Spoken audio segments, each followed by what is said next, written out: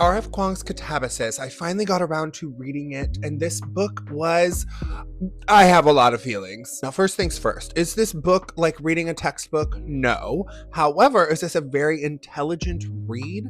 I would say yes. This is like the first fantasy read I've read in a while that took, a little bit of actual research and work on my part to understand some of the nuance. Now, you could read this book through and fully understand, for the most part, the joys, the ups and downs, and the fun that is the journey of Alice and Peter through the layers of hell. Now, if you do a little work and understand a little bit of the nuance and the backstory and some of the history, it added layers to this that I thoroughly enjoyed, that now I want to reread this. I had to stop in the middle of this book a few times to do a little bit of reading to figure out like some things, and then I came back with a wealth of knowledge that made this more approachable, understandable, and more fun to read.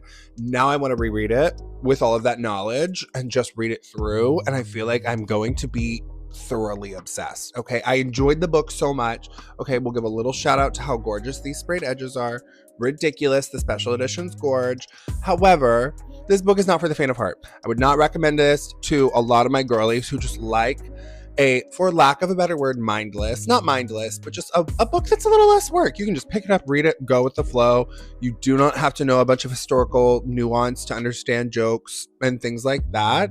I would not recommend this to those girlies. However, if you're someone who is just like interested in a good book, wants to dig into a piece of literature, Katabasis is that book for you. R.F. Kuang, I am thoroughly impressed. This is my first from you. I loved it. I cannot wait to read Babel now.